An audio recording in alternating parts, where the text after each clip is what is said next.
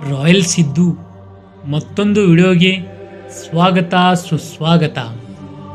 ಗೆಳೆಯರೇ, ನಾವು ನಿಮಗೆ ಹೇಳಕ್ಕೆ ಹೊರಟಿರೋದು ಗುರು ರಾಘವೇಂದ್ರ ಸ್ವಾಮೀಜಿಯವರ ಜೀವನ ಚರಿತ್ರೆ ಬಗ್ಗೆ.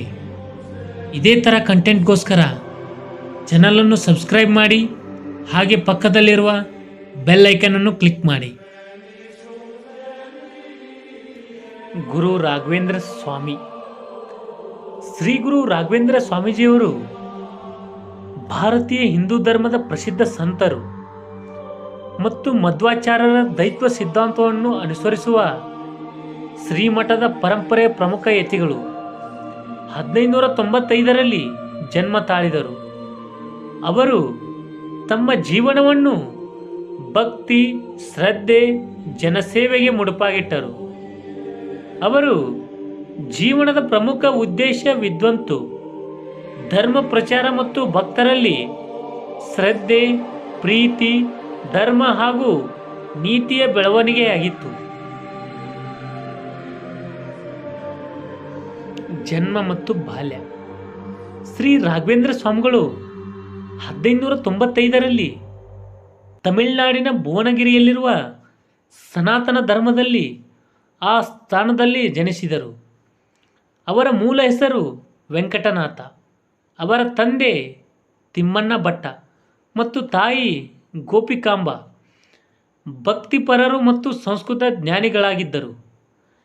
ಬಾಲ್ಯದಿಂದಲೂ ವೆಂಕಟನಾಥನಿಗೆ ವಿದ್ಯಾಭ್ಯಾಸದ ಮೇಲೆ ಅಪಾರ ಆಸಕ್ತಿ ಇತ್ತು. ಅವರು ಶ್ರೀ ಮಧ್ವಾಚಾರ್ಯರ ದೈತ್ವ ಸಿದ್ಧಾಂತವನ್ನು ಆಳವಾಗಿ ಅಧ್ಯಯನ ಮಾಡಿದರು. ಶ್ರೀ ಸುಧೀಂದ್ರದ ತೀರ್ಥರು ಅವರ ಗುರುಗಳಾಗಿದ್ದು, ವೇದಶಾಸ್ತ್ರ ಮತ್ತು ನ್ಯಾಯ ತರ್ಕಶಾಸ್ತ್ರದಲ್ಲಿ ಅವರಿಗೆ ಶ್ರೇಷ್ಠ ಪಾಂಡಿತ್ಯವನ್ನು ದತ್ತಿಸಿದರು. ವಿದ್ಯಾಭ್ಯಾಸ ಮತ್ತು ವಿದ್ವತ್ತು. ಶ್ರೀ ವೆಂಕಟನಾಥರು ತಮ್ಮ ಬಾಲ್ಯದಲ್ಲಿ ಪ್ರಚಂಡ ಜ್ಞಾನವನ್ನು ಪಡೆದುಕೊಂಡರು. ಅವರಿಗೆ ತರ್ಕಶಾಸ್ತ್ರ ಮತ್ತು ಧರ್ಮಶಾಸ್ತ್ರ, ವೇದ, ಉಪನಿಷತ್ತುಗಳ ಬಗ್ಗೆ ಅಪಾರ ಜ್ಞಾನವಿತ್ತು. ಅವರ ವಿದ್ವತ್ತಿನ ಪಾಠ, ಭಾಷಣ, ಪ್ರವಚನಗಳು ಜನಸಾಮಾನ್ಯರಲ್ಲಿ ಪ್ರಭಾವ ಬೀರುತ್ತಿದ್ದವು. ಅವರು ಕೇವಲ ಪಂಡಿತನಾಗಿರದೆ ತಮ್ಮ ಜೀವನವನ್ನು ಗುರು ಶಿಷ್ಯರ ಪರಂಪರೆಯಲ್ಲಿ ಮುಡುಪಾಗಿಟ್ಟರು. ಅವರ ಕಾವ್ಯಮಯ ಬೋಧನೆ, ತತ್ವಶಾಸ್ತ್ರದ ತೀವ್ರತೆ, ಜನಪರ ಕಾರ್ಯಗಳು ಅವರನ್ನು ಮಹಾನ್ ಸಂತನನ್ನಾಗಿ ಮಾಡಿತು. ಸನ್ಯಾಸ ಮತ್ತು ಶ್ರೀಮಠದ ಪೀಠಾರೋಹಣ. ಶ್ರೀ ಸುಧೀಂದ್ರ ತೀರ್ಥರು ಶ್ರೀ ವೆಂಕಟನಾಥರನ್ನು ತಮ್ಮ ಶಿಷ್ಯನಾಗಿ ಮಾಡಿಕೊಂಡು ಅವರಿಗೆ ಸನ್ಯಾಸ ದೀಕ್ಷೆ ನೀಡಿದರು. ಈ ಸಂದರ್ಭದಲ್ಲಿ ಶ್ರೀ ವೆಂಕಟನಾಥರು ಶ್ರೀ ರಾಘವೇಂದ್ರ ತೀರ್ಥ ಎಂಬ ಸನ್ಯಾಸಿ ಹೆಸರು ಪಡೆದರು. ಮಂತ್ರಾಲಯದಲ್ಲಿ ಅವರು ಶ್ರೀಮಠದ ಪೀಠವನ್ನು ಅಲಂಕರಿಸಿ ತಮ್ಮ ಜೀವನವನ್ನು ಧರ್ಮ ಪ್ರಚಾರ, ಭಕ್ತರಲ್ಲಿ ಶ್ರದ್ಧೆ ಹೆಚ್ಚಿಸುವ ಕಾರ್ಯಗಳಿಗೆ ಅರ್ಪಿಸಿದರು. ಜೀವನದ ಮಹತ್ವಪೂರ್ಣ ಘಟನೆಗಳು. ವಿದ್ವತ್ತಿನ ಶ್ರೇಷ್ಠತೆ. ಶ್ರೀ ರಾಘವೇಂದ್ರ ಸ್ವಾಮಿಗಳು ಅಪಾರ ಜ್ಞಾನಿಗಳಾಗಿದ್ದರೂ ಅವರ ಪ್ರವಚನಗಳು ಶ್ರೋತರನ್ನು ಆಕರ್ಷಿಸುತ್ತಿದ್ದವು. ಅಪಾರ ಭಕ್ತರ ಪ್ರೀತಿ. ಜನಸಾಮಾನ್ಯರಲ್ಲಿ ಶ್ರೀ ರಾಘವೇಂದ್ರ ಸ್ವಾಮಿಗಳು ಪ್ರಭಾವ ಅಪಾರವಾಗಿತ್ತು. ಅವರಿಂದ ಅನುಗ್ರಹ ಪಡೆದವರು ಅನೇಕರು. ಅರ್ಥಶಾಸ್ತ್ರ ಮತ್ತು ಧರ್ಮಶಾಸ್ತ್ರದಲ್ಲಿ ಪ್ರಭಾವ. ಅವರು ಕೇವಲ ಧಾರ್ಮಿಕ ಗುರುಗಳಾಗಿರದೆ ರಾಜಕೀಯ, ಆರ್ಥಿಕ ಕ್ಷೇತ್ರಗಳಲ್ಲೂ ಮಾರ್ಗದರ್ಶಕರಾಗಿದ್ದರು. ಮೃತ್ಯು ಮತ್ತು ಜೀವಂತ ಸಮಾಧಿ.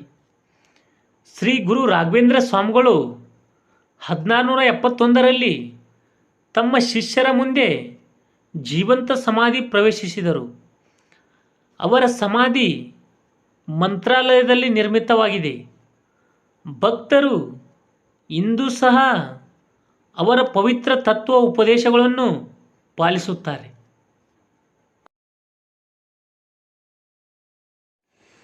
ರಾಘವೇಂದ್ರ ಸ್ವಾಮಿಗಳ ಪ್ರಭಾವ. ಧಾರ್ಮಿಕ ಪ್ರಭಾವ. ಶ್ರೀ ರಾಘವೇಂದ್ರ ಸ್ವಾಮಿಗಳು ತಮ್ಮ ಮಂತ್ರ ಮತ್ತು ಜ್ಞಾನಗಳ ಮೂಲಕ ಭಕ್ತರಲ್ಲಿ ಭಕ್ತಿ ಮತ್ತು ಶ್ರದ್ಧೆಯನ್ನು ತುಂಬಿದರು. ಸಾಂಸ್ಕೃತಿಕ ಮತ್ತು ಸಾಹಿತ್ಯ ಪ್ರಭಾವ. ಅವರ ಹಲವು ಕೃತಿಗಳಲ್ಲಿ ರಚಿಸಿದರು. ಅದರಲ್ಲಿಯೂ ನ್ಯಾಯಮುಕ್ತಾವಲಿ, ಪರಿಮಳ, ತತ್ವಮಂಜರಿ ಮುಂತಾದ ಗ್ರಂಥಗಳು ಪ್ರಸಿದ್ಧವಾದವು. ಸಾಮಾನ್ಯ ಜನರ ಜೀವನದ ಮೇಲೆ ಪ್ರಭಾವ. ಅವರ ಆಶೀರ್ವಾದದಿಂದ ಅನೇಕ ಭಕ್ತರು ತಮ್ಮ ಜೀವನದಲ್ಲಿ ಶ್ರೇಯಸ್ಸನ್ನು ಹೊಂದಿದ್ದಾರೆ.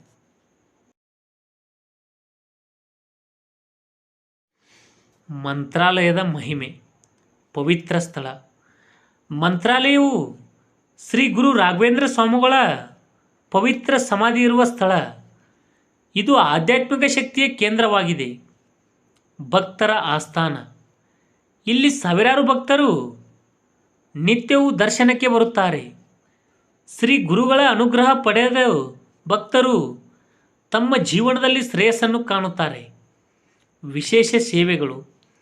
ಮಂತ್ರಾಲಯದಲ್ಲಿ ವಿಶೇಷ ಪೂಜಾ ವಿಧಿಗಳು, ಸಪ್ತಾಹ ಪೌರಾಯಣ, ಗುರುಪೂರ್ಣಿಮಾ, ಮಹೋತ್ಸವ, ಆರಾಧನೆ, ಉತ್ಸವಗಳನ್ನು ವಿಜೃಂಭಣೆಯಿಂದ ಆಚರಿಸಲಾಗುತ್ತದೆ. ಶ್ರೀ ಗುರು ರಾಘವೇಂದ್ರ ಸ್ವಾಮಿಗಳು ಎಂಬ ನಾಮಸ್ಮರಣೆ ಮಾತ್ರದಿಂದಲೇ ಶ್ರದ್ಧಾವಂತರಿಗೆ ಅನುಗ್ರಹ ದೊರೆಯುತ್ತದೆ ಎಂದು ಭಕ್ತರು ನಂಬುತ್ತಾರೆ. ವಿಡಿಯೋ ಇಷ್ಟ ಆದಲ್ಲಿ ಚಾನಲನ್ನು ಸಬ್ಸ್ಕ್ರೈಬ್ ಮಾಡಿ, ಹಾಗೆ ಪಕ್ಕದಲ್ಲಿರುವ ಬೆಲ್ ಐಕನನ್ನು ಕ್ಲಿಕ್ ಮಾಡಿ.